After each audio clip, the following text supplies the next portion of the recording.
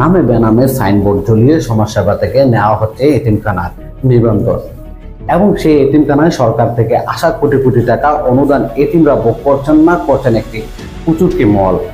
দর্শক, গত এক সপ্তাহ অনুসন্ধানে বেরিয়েছে এমন চাঞ্চল্যকর তথ্য। আমরা অনুসন্ধান চালিয়েছি, কোটি কোটি টাকা প্রতি বছর আসলেও সেই সুবিধা ভোগ করতে কিছু কুচুরকি মহল। পুরো প্রতিবেদনে এই চিত্র তুলে ধরার চেষ্টা করছি, আমাদের সাথে থাকুন। বাংলাদেশ সমাজ কল্যাণ মন্ত্রণালয়ের আওতাধীন দেবিদ্বার উপজেলা সমাজসেবা অফিস, যার অধীনে নিবন্ধিত এতিমখানার এতিমরা বিভিন্ন সুবিধা ভোগ করে, কিন্তু এতিমদের নাম ভাঙিয়ে হাজার হাজার কোটি টাকা আত্মসাৎ করেছেন সমাজসেবার কর্মকর্তারা রয়েছেন স্থানীয় রাঘব বোয়ালরাও। এমন তথ্য এসেছে আমাদের হাতে। প্রতি বছর দেবিদ্বারের সমাজসেবা অফিস কর্তৃক উপজেলার বিভিন্ন গ্রামে প্রায় ৩৫টি মাদ্রাসা ও এতিমখানা ও দুস্থ এতিম শিশুদের নামে সরকারি অনুদান পায় বিনামূল্যে লেখাপড়া করার জন্য। প্রতিজন ২,০০০ করে মাসে মাসে এই অনুদান ভোগ করবে, কিন্তু এতিমবিন নামে বেনামে সেই টাকা আত্মসাৎ করছেন কিছু রাঘব বোয়ালরা। এবার আমরা অনুসন্ধান চালাবো প্রতিটি মাদ্রাসায় এবং সেখানের চিত্র আপনাদের সামনে তুলে ধরার চেষ্টা করছি। দেবিদ্বার উপজেলার সদরের দেবিদ্বার দারুল উলুম এতিমখানা ও হেফাজখানা প্রতিষ্ঠানটি সমাজসেবা অধিদপ্তর কর্তৃক নিবন্ধিত ও ৫৮ জন এতিম সরকারি অনুদানের সুবিধাভোগী। সমাজসেবার লিস্ট অনুযায়ী কাগজে কলমে মাদ্রাসার ছাত্রের সংখ্যা ৬০ জন। এর মধ্যে সমাজসেবা অধিদপ্তর থেকে ৫৮ জন এতিম শিশু বিনামূল্যে পাঠদানের খরচ বাবদ প্রতি মাসে ২,০০০ টাকা পান। এবার মাদ্রাসার এক শিক্ষক কি বলে শুনুন।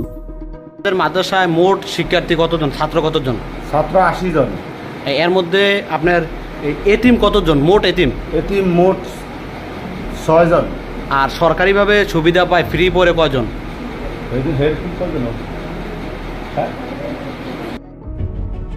১০-১১ জন এতিম রয়েছে মাদ্রাসায়, আর সরকারি সুবিধা ভোগ করে ৫ থেকে ৬ জন।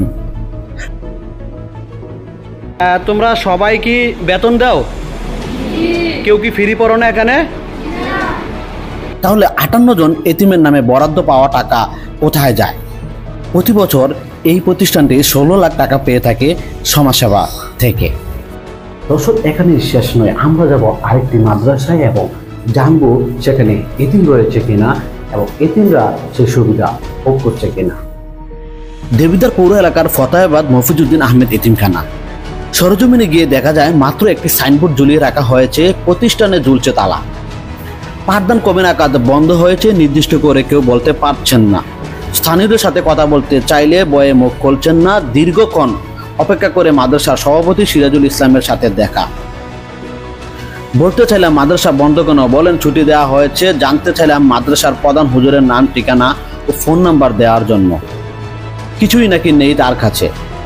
এবার জানতে চাওয়া মাদ্রাসায় শিক্ষার্থী কতজন, এর মধ্যে এতিম শিশু কতজন। উত্তরে তিনি ১০-১৫ জনের কথা বলল। মাদ্রাসায় নাকি ১০-১২ জন এতিম রয়েছে, কিন্তু এই প্রতিষ্ঠানটি সমাজসেবা অধিদপ্তর কর্তৃক ৮ জন এতিমের বিনামূল্যে পাঠদানের খরচের সুবিধা পান। তাদের লিস্ট চাইলে তিনি বলেন সমাজসেবা অফিসারের অনুমতি ছাড়া দেওয়া যাবে না। আমি নাছরবান্ধায় এতিমদের নাম ঠিকানা লাগবে বলাতে পরের দিন উপজেলা আনসার বিডিবি অফিসে আসতে বলেন। পরের দিন সকালে হাজির আনসার বিডিবি অফিসে তথ্যের জন্য। এসে দেখে তিনি নতুন করে একটি এতিমদের লিস্ট তৈরি করছেন। আমি ছবি তুলতে গেলে আমার সাথে চড়াও, এক পর্যায়ে ঝগড়া। কোনো রকম ছবি তুললাম, তারপর দেখুন ঘটনা। আমি কালকে মাদ্রাসা প্রাঙ্গণে গেছি, আপনি বলছেন যে আমাকে আপনার অফিসে আসার জন্য। আমি অফিসে আসছি, আসার পর আপনার কাগজ আমি ধরাতে আপনি আমার সাথে ব্যবহার খারাপ করছেন। আপনার পেপারটাকে আমি হাতে নিতে পারি না? আমি দিব। কখন দিবেন? 2 দিন পর। কেন? আপনি তো 7 বছর যাবত সরকারি টাকা উঠাইতেছেন, তাহলে আপনার এটা 2 দিন পর লিস্ট করবেন। মানে আমি বলতেছি এতিম ছেলেরা কি তাদের সুবিধা ভোগ করতে? কারা কারা ভোগ করতে তাদের লিস্ট আমাকে দেবেন। কবে দিবেন? 2 দিন বলতে কবে?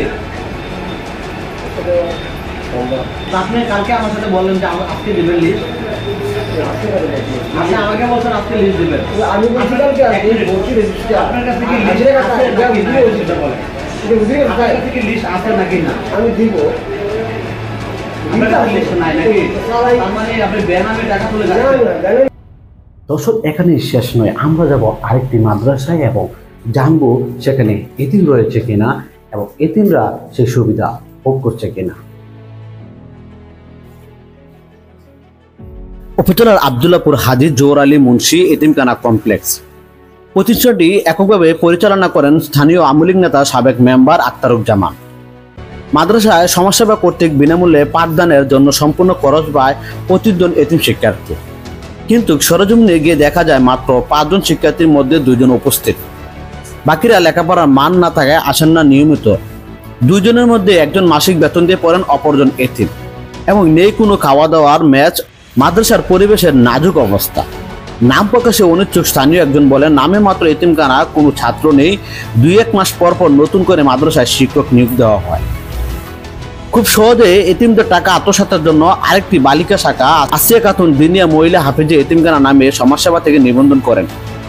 ওই প্রতিষ্ঠানেও গিয়েও দেখা যায় নেই এতিম, কিন্তু 17 জন এতিমের নামে অনুদান এনে ভোগ করেন আক্তারুজ্জামান। এখানেই শেষ নয়, এমন নজিরবিহীন দুর্নীতি, অনিয়ম, এতিমের টাকা আত্মসাৎ চলছে সমাজসেবা নিবন্ধিত সকল প্রতিষ্ঠানগুলোতে। হাতে গোনা কিছু প্রতিষ্ঠান ছাড়া সবাই এই অর্থ আত্মসাতের সাথে জড়িত। নাম প্রকাশে অনিচ্ছুক একটি প্রতিষ্ঠানের প্রধান মোহতামিম বলেন, যে সমস্ত প্রতিষ্ঠান সঠিকভাবে পরিচালনা করা হয়, সমাজসেবাকে ঘুষ না দেয়, তাদের 5 থেকে 6 জন শিক্ষার্থীর উপরে কোনো অনুদান দেওয়া হয় না। এই দুর্নীতি অর্থ আত্মসাতের সাথে সরাসরি সমাজসেবার কর্তৃপক্ষরা জড়িত। নামে বেনামে সাইনবোর্ড ঝুলিয়ে কোটি কোটি টাকা আত্মসাতের বিষয়ে সমাজসেবা অফিসার নাসির উদ্দিনের কাছে জানতে চাইলে তিনি দায়সারা বক্তব্য দেন।